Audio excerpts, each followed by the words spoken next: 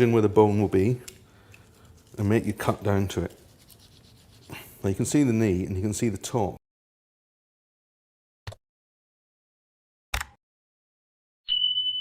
Which is really important when you start chopping it, because you want the board to stay in one place so that you don't cut yourself.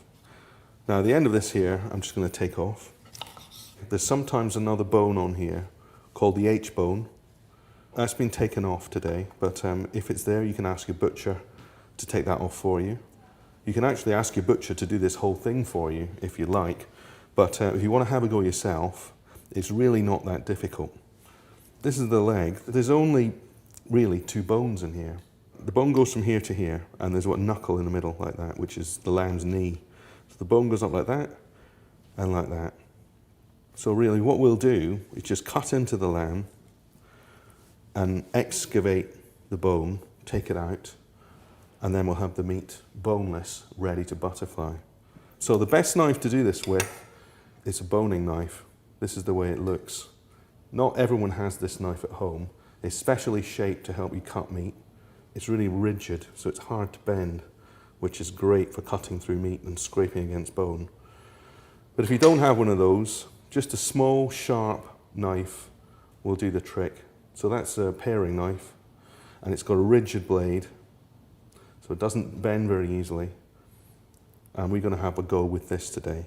I'm going to make a cut from the knee, which is this bit here, up to the tip of the bone sticking out.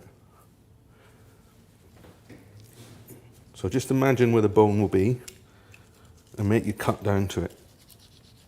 Now you can see the knee and you can see the top of the bone here, so you know where to cut.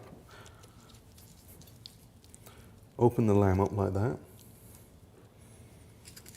And with a couple of cuts, it's quite easy to find the bone. And there it is there, can you see? That's it in there. And really all you do is cut around it. One thing to remember is always keep your fingers behind where you're cutting. Never poke your fingers in and start cutting like that. I know it sounds obvious, but when you get really involved in it and you concentrate on it, it's quite easy to do something stupid. So always keep your hand behind the knife. So if it slips, the worst you're going to do is make a cut in the meat, but not your finger. And see, and the more you go, the more you cut, the more you expose the bone, until you've got a lot of it open like that, you see. Then you work underneath the bone, free it like this. Okay, and don't worry if it's a bit ragged, you can trim that up later. And you see now the bones start to come out. There you go. Okay, now, next, we start to loosen the meat around the edge.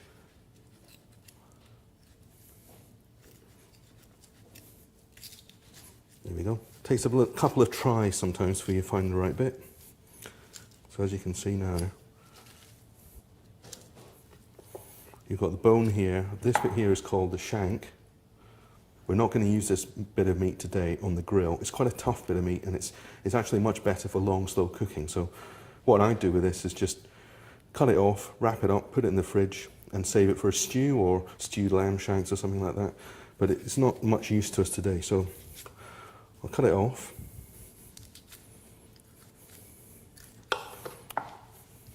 And now we've got two bits of meat. This is the main bit of meat we're going to slash and butterfly. And here's your two bones. And this is the shank. So, if you find where the join is, quite easy to cut that off.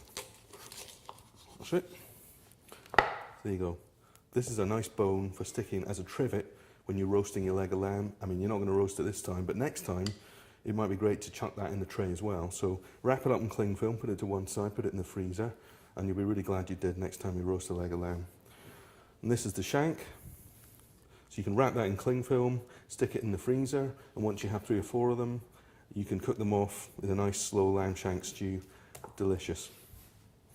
Okay, this is the main piece of meat from the leg of lamb. And you can put it together quite easily. You can see where the bone was, where the shank was. And really, all we want to do is open it out and make it stay opened out. If you just put it like this on the grill, when it gets hot it'll curl up again and it won't cook properly.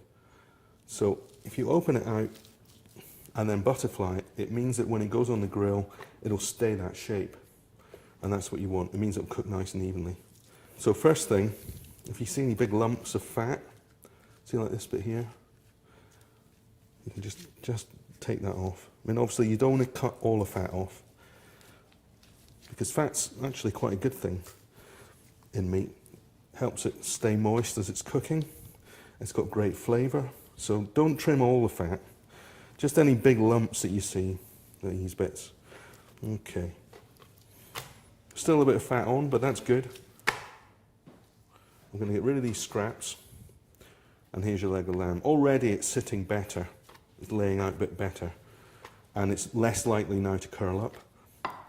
But the next stage is to make sure that it cooks evenly. It needs to be the same kind of thickness. Because if you look at this bit of lamb now, if you look at it side on, you'll see that this bit's one height, this bit's another height, and this bit's even higher. So there's 3 different heights here of the lamb. And of course, when you put it on a barbecue, this will be the first bit to be cooked, this will be the second bit to be cooked, and this will be the third bit to be cooked, because it takes so long for the heat to rise through the meat. And that's not ideal, because you want it all really the same, don't you? However you want it cooked, whether it's well done, whether it's medium, whether it's pink, you want it all to be cooked the same. So what we're going to do now is try to make the lamb an even thickness all the way across so that it cooks in the same time. This bit here, this fat lump of meat, is actually the top side. I'm going to cut into that and open it up like a book.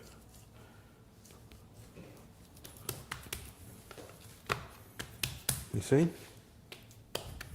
The idea is to do it really evenly in half, so when you open it out, the 2 sides are the same thickness.